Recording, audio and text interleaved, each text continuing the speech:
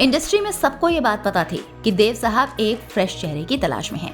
देवानंद के एक परिचित ने फराह नाज को शबाना आजमी के घर एक बार देखा था और उनकी खूबसूरती से काफी इम्प्रेस भी हुए थे। उन्होंने देव साहब को सलाह दी कि शायद फराह उन्हें पसंद आ जाए। देव साहब के हामी भरने पर फराह नाज को उनके परिवार के साथ बम्बई बुलाया गया।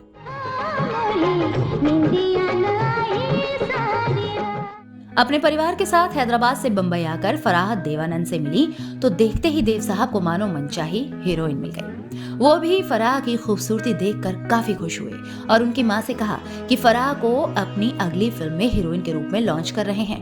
जुम्मा जुम्मा ही मुलाकातों में मैंने सनम तुझको चुना।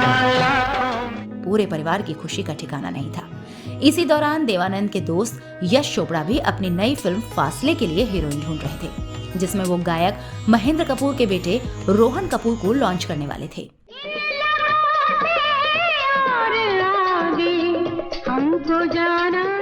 यश चोपड़ा को जब देवानंद की नई खोज का पता चला तो उन्होंने उनसे बात की और कहा कि वो फासले में फराह को लॉन्च करने दें। दरिया दिल देवानंद ने यश चोपड़ा की बात मान ली और जिस हीरोइन को वो खुद लॉन्च करना चाहते थे उसे यश साहब के हवाले कर दिया। यश चोपड़ा ने शूटिंग शुरू करने से पहले अपने स्टाफ को फराह नाज को फिल्मों की शूटिंग का पैटर्न समझाने का निर्देश दिया। उस वक्त फिल्म युद्ध की शूटिंग बम्बई में ही चल रही थी। यश चोपड़ा के स्टाफ के लोग शूटिंग दिखाने के लिए फराह को युद्ध के सेट पर ले गए। फिल्म की यूनिट को जैसे ही पता लगा कि यश चोपड़ा की नई हीरोइन सेट पर आई है तो सब उनसे मिलने के लिए पहुंचने लगे। इसी बीच फिल्म इंडस्ट्री का एक बड़ा शख्स फराह से मिलने पहुंचा।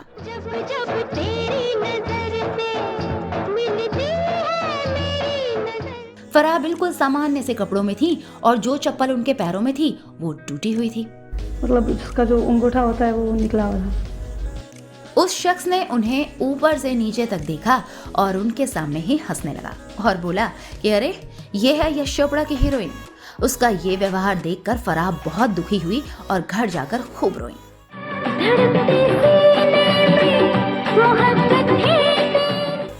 खैर, फिल्म फासले की शूटिंग शुरू हुई और 1986 में रिलीज होने के बाद कुछ खास नहीं चली, लेकिन फराह नाज की चर्चा हर तरफ थी।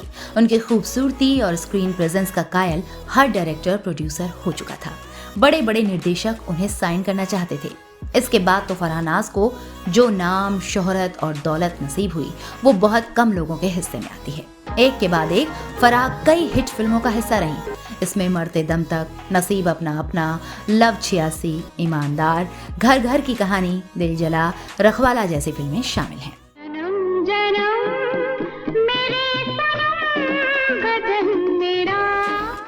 कामयाबी के साथ ही शोहरत और दौलत फराह की जिंदगी में आ चुके थे। अब उनके पास बम्बई में घर, गाड़ी, महंगे स्टाइलिश कपड़े, सब कुछ था, लेकिन अपने टूटे चप्पल पर हंसने वाले उस शख्स को वो भूल नहीं पाई। उसे फराह ने काफी ढूंढा, लेकिन उसका पता नहीं लग सका। वो शख्स तो नहीं मिला, लेकिन वो फिल्मी सेट पर महंगे कपड़े और पैरों में ऑर्डिनरी रबर के स्लीपर पहनकर जाती थी। तो मैं रोजाना कपड़े अच्छे पहनती थी और नीचे रबर की चप्पल पहन के शूटिंग पे जाती थी। चुप है कि दिल सुन रहे हैं।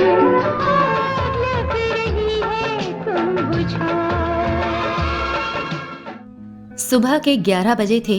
देवानंद साहब ने अपने दोस्त और मशहूर जर्नलिस्ट अली पीटर जॉन को फोन किया। बोले 3 बजे मेरे दफ्तर आ सकते हो? उधर से हाँ में जवाब मिला। पीटर ऑफिस पहुंचे तो देखा कि पहले से एक लड़की वहां बैठी हुई है जिसकी उम्र करीब 15-16 साल रही होगी। देवानंद ने पीटर का परिचय उस लड़की से कराया। बोले इनसे मिलो, ये फराह नाज हैं। इन्हें मैं अपनी अगली फिल्म में लॉन्च करने की तैयारी में हूँ। पीटर ने फराह की ओर देखा तो देखते रह गए। सालों बाद उन्होंने इस मुलाकात का जिक्र करते हुए एक आर्टिकल लिखा। हेडलाइन थी, किस्मत ने फराह नाज को हरा दिया। फराह की खूबसूरती के बारे में पीटर ने जो कुछ लिखा वो कुछ इस तरह था। उनकी सुंदरता कुछ ऐसी थी जो किसी चित्रकार और मूर्तिकार को अपना हुनर दिखाने के लिए प्रेरित कर सकती थी। उनकी खूबसूरती ऐसी कि ब्रह्मचर्य की प्रतिज्ञा ले चुका शख्स विचलित हो जाए। ईश्वर और मोक्ष एक तरफ हों और दूसरी ओर इनकी खूबसूरती, किसी एक को चुनने का विकल्प दिया जाए तो मुश्किल का सबब हो सकता था। उस दौर में कुछ ऐसा था फराह नाज का हुस्न।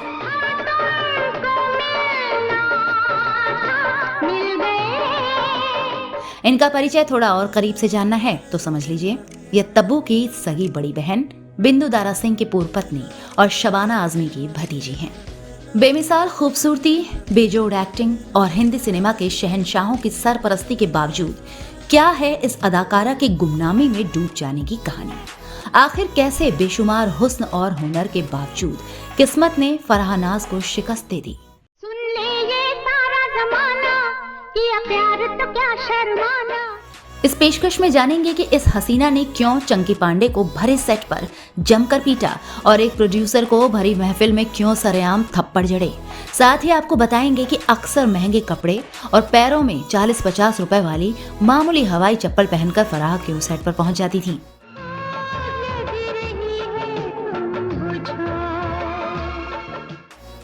साथ ही जानेंगे कि शूटिंग से लौटकर वो डेली रात को किस बात के गम में वोदका पीती थी। इस हीरोइन का गुस्सा कहीं भी, कभी भी और किसी का भी खेल बिगाड़ देता था। खौफ ऐसा कि इनके साथ काम करने में को एक्टर्स के पसीने छूटते थे। होठों में दबी है जो सांसों में छुपी है, जो कहनी है तुझ। बात हो रही है 80 और 90 के दशक की हीरोइन फराह नाज की। फराह नाज का जन्म 9 दिसंबर 1968 को हैदराबाद में हुआ था। इनके पिता का नाम जमाल हाशमी और माँ का नाम रिजवाना है। इनके माँ बाप का उस वक्त तलाक हो गया जब फराह करीब 5-6 साल की रही होंगी। तलाक के बाद इनकी माँ ने अपने मायके में रहकर फराह और तब्बू की परवरिश की। इनकी माँ एक स्कूल में टीचर थी जहाँ उन्हें 200 रुपए महीने तनख्वाह मिलती थी। फराह और तब्बू के नाना नानी रिटायर्ड प्रोफेसर थे जो एक स्कूल चलाते थे, जबकि उनके दादा मोहम्मद एहसान गणित के प्रोफेसर थे और दादी अंग्रेजी साहित्य के प्रोफेसर थी। फराह जानी मानी अभिनेत्री शबाना आजमी के रिश्ते में भतीजी हैं। शबाना और फराह के परिवार के बीच काफी अच्छे रिश्ते थे, तो दोनों बहनें अक्सर छुट्टियों में शबाना के पास बम्बई जाती थीं, जहां फिल्मी हस्तियों का आना जाना लगा रहता था। मैंने भी एक गीत लिखा है तेरी सूरत देखकर। 1990 के दशक में उन्होंने आमिर खान के साथ 2 फिल्मों जवानी जिंदाबाद और इसी का नाम जिंदगी में काम किया, लेकिन दोनों ही बॉक्स ऑफिस पर फ्लॉप रहीं। इसके अलावा उन्हें खुदा गवाह के लिए भी साइन किया गया था और कुछ सीन शूट भी किए गए थे, लेकिन देरी की वजह से बाद में शिल्पा शिरोडकर को इनकी जगह रिप्लेस कर दिया गया। इसके साथ ही फराह हमारा खानदान, वो फिर आएगी, वीरू दादा, बाप 1 नंबरी बेटा 10 नंबरी, बेगुनाह और मुकाबला जैसी हिट फिल्मों का भी हिस्सा थी। जेपी दत्ता की फिल्म यतीम में भी उनकी एक्टिंग की तारीफ हुई। फराह नाज की जिंदगी में वो सब कुछ था जिसका सपना लेकर वो बम्बई आई थी। बेशुमार कामयाबी, दौलत और नाम के साथ ही उनका मिजाज और मूड भी बदल गया। अब वो पहले वाली सीधी सादी फराह नहीं, बल्कि उस दौर की हिंदी सिनेमा की सबसे गुस्सैल गर्ल बन चुकी थी। कब किस बात पर इनका मूड खराब हो जाए कहा नहीं जा सकता था। फराह नाज का गुस्सा हमेशा नाक पर ही रहता था। जब उन्हें गुस्सा आता था तो वो बेकाबू हो जाती थी। इतना ही नहीं, उन्होंने तो लड़ाई के मामले में उन्हें लॉन्च करने वाले यश चोपड़ा की वाइफ पामेला को भी नहीं छोड़ा था।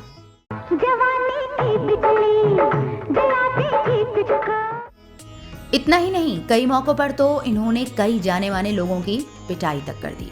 पहला किस्सा चंकी पांडे से जुड़ा है। एक इंटरव्यू में फराह ने इस बात का खुलासा खुद किया था कि 1989 में फिल्म कसम वर्दी की शूटिंग के दौरान उन्होंने चंकी पांडे की पिटाई कर दी थी। उन्होंने बताया था कि चंकी हमेशा उन्हें आई एम द मैन कहकर भद्दे इशारे करते थे। फराह ने उन्हें कई बार चेतावनी दी। जब वो नहीं माने तो एक दिन उन्होंने सरेआम सेट पर चंकी पांडे की पिटाई कर दी। बी टाउन में इस घटना की खूब चर्चा हुई थी। इस घटना के बाद से चंकी पांडे और फराह नाज की दुश्मनी बढ़ गई थी। फराह यही नहीं रुकी। इस घटना के बाद उन्होंने एक बार चंकी को जान से मारने की धमकी तक दे दी थी। मोहब्बत हमने की है, मोहब्बत हमने की है। चंकी पांडे के अलावा इस गुस्सैल गर्ल का निशाना एक प्रोड्यूसर भी बना। बताया जाता है कि फिल्म डायरेक्टर जेपी दत्ता की पार्टी चल रही थी। तमाम जाने माने लोग इस पार्टी में मौजूद थे। फराह भी पहुंची थी। इसी दौरान फिल्म मेकर फारूक नाडियाडवाला ने फराह को बियर पीने का ऑफर दिया। इस पर फराह भड़क गई और उनका झगड़ा हो गया। इसी दौरान उन्होंने प्रोड्यूसर को थप्पड़ जड़ दिया था।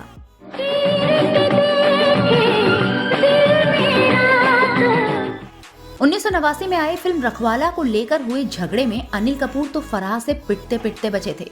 दरअसल इस फिल्म के लिए डायरेक्टर ने फराह को सिलेक्ट किया था, लेकिन अनिल कपूर डायरेक्टर पर माधुरी दीक्षित को ये रोल देने का दबाव बनाने लगे। फराह को जैसे ही इस बात का पता लगा, उन्होंने न सिर्फ अनिल कपूर को धमकाया बल्कि माधुरी दीक्षित को भी कह दिया कि खबरदार, अगर ऐसा हुआ तो देख लेना। इस पर मजबूरी में अनिल कपूर को फराह के साथ ही ये फिल्म पूरी करनी पड़ी।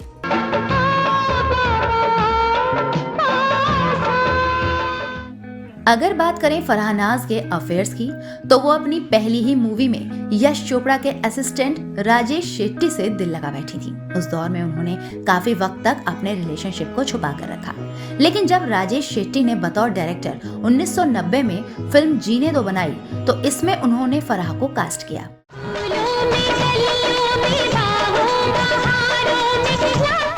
फिल्म की शूटिंग के दौरान जिस तरह ये एक्ट्रेस दिखती, इससे इनके अफेयर के चर्चे होने लगे। यहाँ तक कि बी टाउन में ये भी चर्चे होने लगे कि दोनों शादी करने वाले हैं। लेकिन राजेश शेट्टी अपने करियर में सफल नहीं हो पाए, उन्होंने फराह से किनारा कर लिया।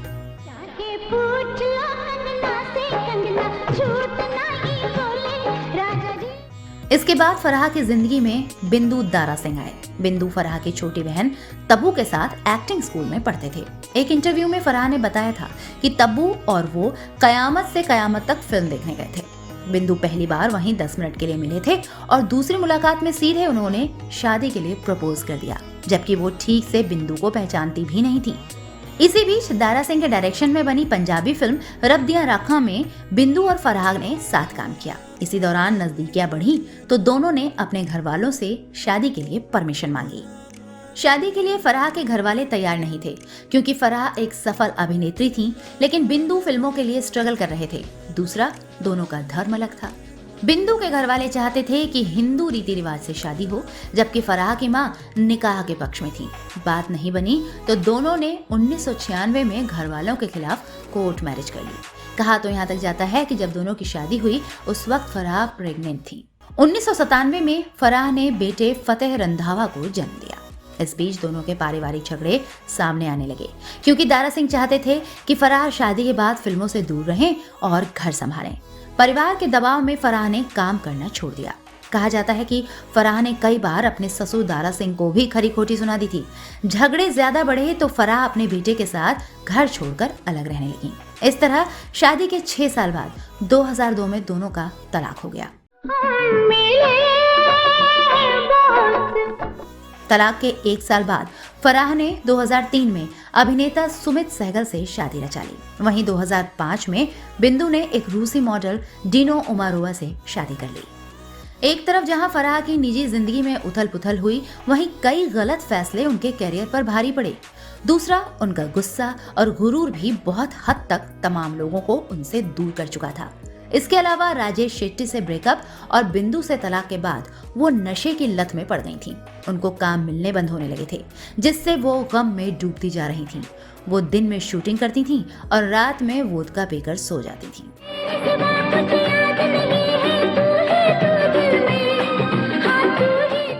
एक वक्त ऐसा आया कि नई हीरोइंस की इंडस्ट्री में एंट्री और फराह की गलतियों के चलते अब उन्हें मुकाबला, धरतीपुत्र और इज्जत की रोटी जैसी फिल्मों में साइड रोल में सिमटना पड़ा। लेकिन 1993 से 1996 के बीच उनकी ज्यादातर फिल्में फ्लॉप रहीं। हालांकि फिल्म सौतेला भाई की सराहना हुई थी। कुछ फिल्मों में फराह ने आइटम नंबर भी किए।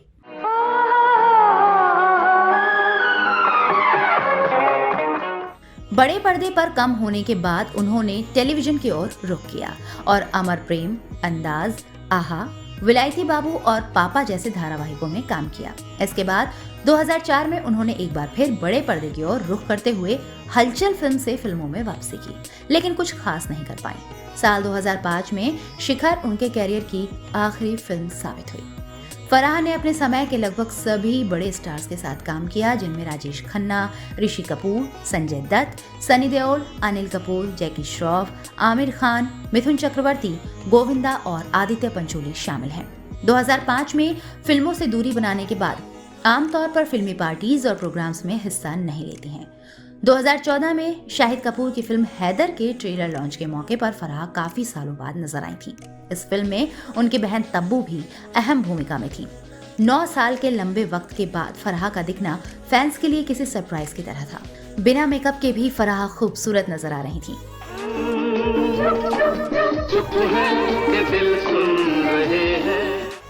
तो ये थी एक टैलेंटेड हीरोइन फराह नाज की कहानी, जो अपनी गलतियों की वजह से गुमनामी के ऐसे गर्त में पहुंच गई जहां से कभी वापसी मुमकिन नहीं हो सकी। हम उम्मीद करते हैं कि ये पेशकश आपको पसंद आई होगी। चैनल सब्सक्राइब करने की गुजारिश के साथ आपसे विदा लेती हूँ। नमस्कार।